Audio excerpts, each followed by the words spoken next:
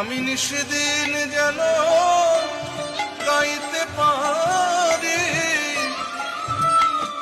হে মাধব তোমার গুণ কীর্তন নিশিদিন যেন গাইতে পারি। সবাইকে জানাই আমার চ্যানেলের পক্ষ থেকে স্বাগতম। আর আজকে সকালবেলা তোমাদের সকলকে দর্শন করাচ্ছি গোপাল সোনাকে।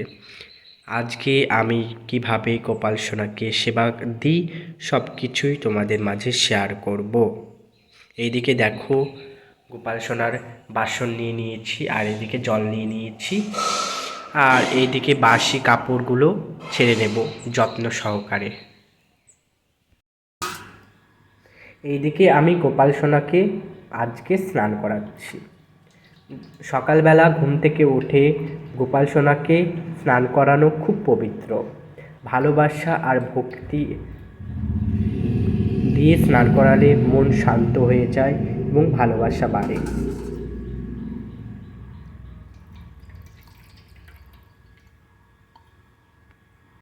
ভালোবাসা আর ভক্তি দিয়ে সেবা করলে মনটা খুব শান্ত হয়ে যায়। আর এইদিকে ছোট্ট গোপু সোনা রয়েছে, ছোট্ট গোপু সোনাকেও স্নান করিয়ে দেব। এই গোপাল সোনা আমার ছোট্ট লাল্লা গোপাল সোনা। চলো আমার সঙ্গে একটু আগে বলো, রাধে রাধে রাধে রাধে রাধে রাধে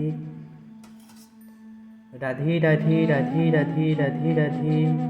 এদিকে দেখো গোপাল সোনাদের স্নান করানো হয়ে আছে। এখন গোপাল সোনাদের আসনে বসিয়ে দিয়েছি।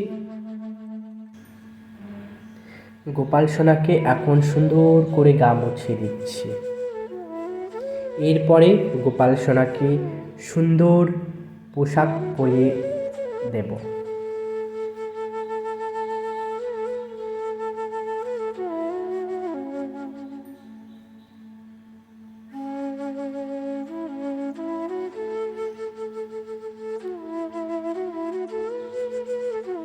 দেখো এইদিকে তোমরা দর্শন করো, গোপাল সোনাদের দেখো কত মিষ্টি লাগছে।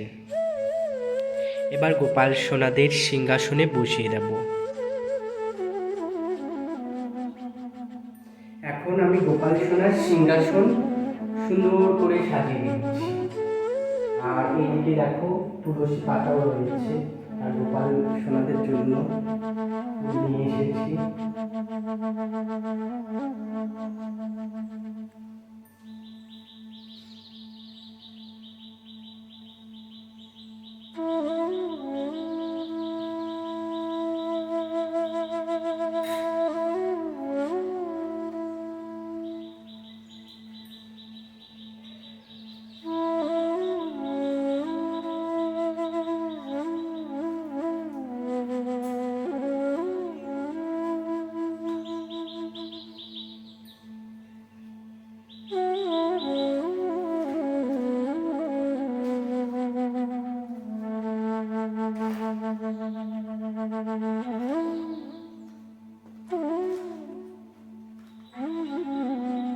গোপাল সোনার তুলসী পাতা খুব প্রিয়, সেই কারণে তুলসী পাতা না ছাড়া ভোগ হয় না, তুলসী পাতা না ছাড়া গোপাল সোনার সেবা লাগে না, সে কারণে গোপাল সোনাকে তুলসী পাতা দিয়ে দিচ্ছি।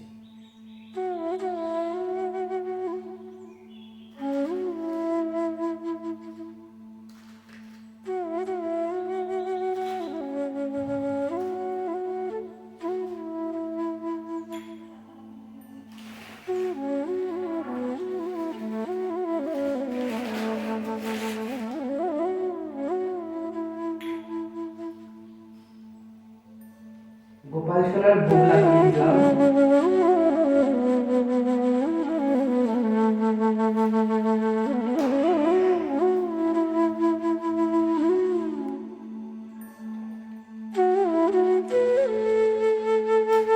এখন আমি প্রদীপ ধরিয়ে নিচ্ছি।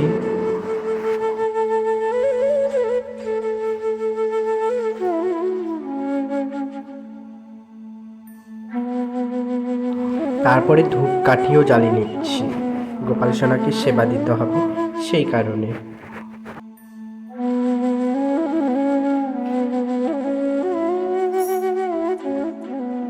এখন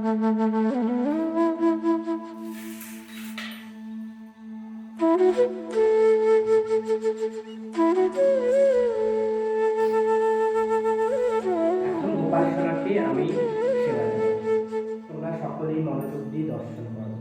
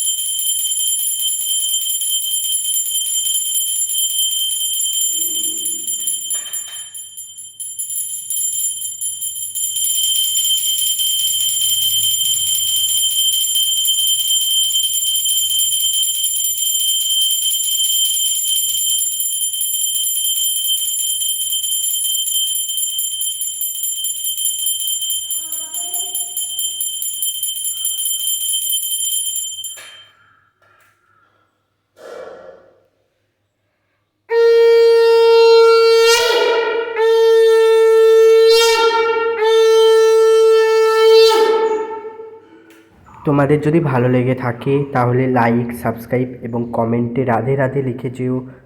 জয় রাধে। আজকে এই পর্যন্তই, আবার আসবো নতুন ভিডিও নিয়ে।